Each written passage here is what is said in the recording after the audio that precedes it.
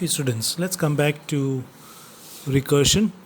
Here's another example of recursion using another nursery rhyme. You may be wondering why I'm harping upon these nursery rhymes.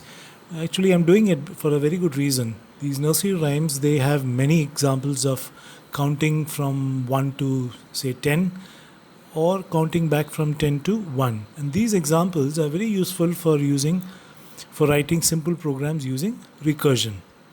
Also, I'm sure it's a bit of a relief for you from your mind-boggling physics and chemistry classes. I hope these bits of music accompanied by animation will liven up your classes. Okay, so here you can imagine. Suppose we're trying to print this story. Okay, let's listen to this song first. Then you get an idea about what this song is all about. 10 green bottles hanging on the wall. 10 green bottles hanging on the wall. And if one green bottle should accidentally fall, there'll be 9 green bottles hanging on the wall. 9 green bottles hanging on the wall. 9 green bottles hanging on the wall. And if one green bottle should accidentally fall, there'll be 8 green bottles hanging on the wall. 8 green bottles hanging on the wall. 8 green bottles hanging on the wall. And if one green bottle should accidentally fall, there'll be 7 green. Okay, I'm going to fast forward now. 4 green bottles hanging on the wall.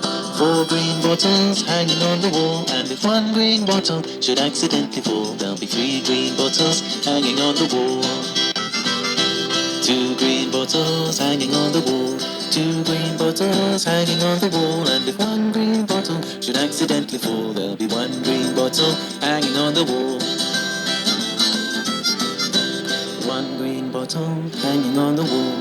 1 green bottle hanging on the wall. And if that green bottle should accidentally fall, there'll be no green bottles hanging on the wall. Okay, so that was the desired output. We would start counting from 10 green bottles, repeat it. Then we'll say if one green bottle would accidentally fall, then there would be 9 green bottles. The next verse, we start with 9 green bottles, repeat the same line. If one green bottle were to fall, we would have 8 green bottles, and so on we would go. Okay, so let's see how we would do this using recursion.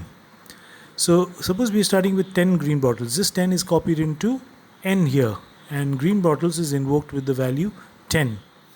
So it prints 10 green bottles, again 10 green bottles, and if one were to fall, there would be 10 minus 1 or 9 green bottles. Okay, at this point n's value is 10, and since 10 is greater than 1, it invokes green bottles with the value 10 minus 1, 9. So as you can imagine, green bottles, another instance of green bottles is invoked with the value 9 this time. So n is now equal to 9, and it prints 9 green bottles, 9 green bottles. If one falls, there will be 9 minus 1 or 8 green bottles. Again, 9 is greater than 1, therefore it invokes with 9 minus 1 or 8 green bottles. And this keeps on going till, of course, it invokes with 1. Then it prints 1 green bottle, 1 green bottle. If 1 green bottle were to fall, there would be 0 green bottles hanging on the wall. At this point, 1 is not greater than 1, and therefore there is no more recursion. There is no more invocation of green bottles, and therefore we say that the base case has been reached and green bottles is no longer invoked. So then what happens is the control from green bottles 1 goes back to its calling function. Its calling function was green bottles 2. Green bottles 2 returns control to green bottles 3, and so on till all the way back to green bottles 10. Green bottles 10 was invoked by this particular statement. So green bottles 10 returns control to this statement. And this is the last statement in the script, and therefore the script terminates.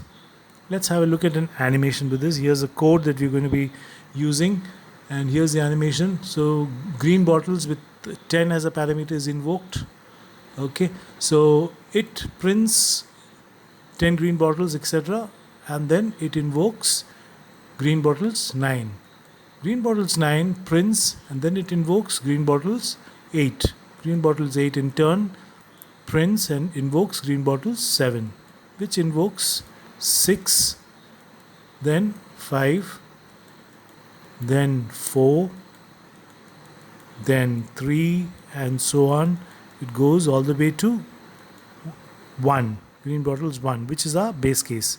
Now green bottles 1 being the base case, it prints one green bottle and returns control to green bottles 2, which returns control to green bottles 3, which returns to 4, which returns to 5, to 6, to 7, all the way back.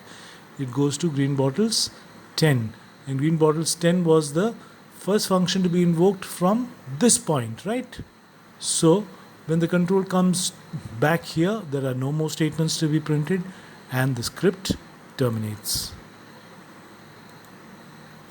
Okay, now let's look at a serious example of recursion. The first serious example involves the calculation of factorial, which we saw earlier.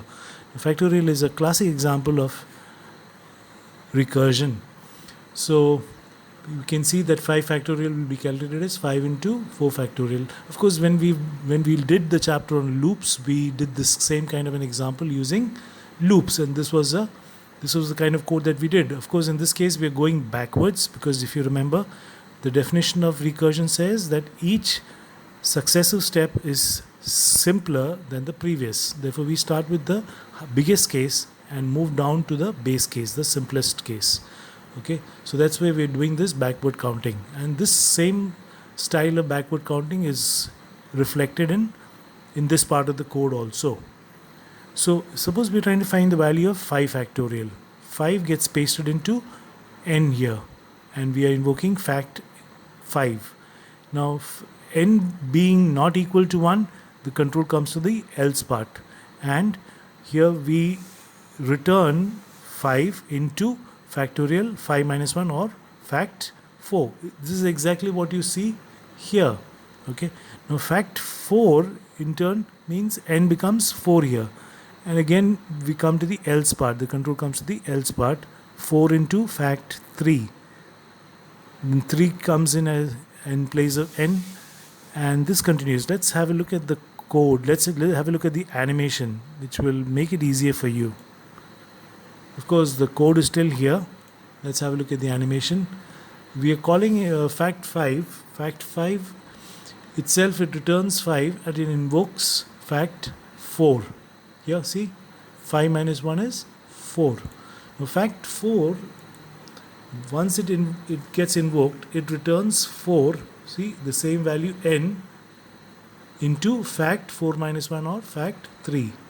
When fact 3 is invoked, it returns 1, it invokes 3, it returns 3, and it in turn invokes fact 2, which in turn returns 2 and invokes fact 1. Fact 1 returns 1, which this one is returned to this part of the code. Okay, this one is pasted here. So 2 into 1, which is 2. Now this 2 value is pasted to this place. Okay, because fact 2's value being returned is 2. So that 2 gets pasted here. So 3 into 2, here you see 3 into 2 becomes 6. This 6 is returned to this point. See, the 6 gets pasted at this point, 6. Now n at this point was 4. 4 into 6 is 24. 24 gets returned and it gets pasted at here. 5 into 24 is 120.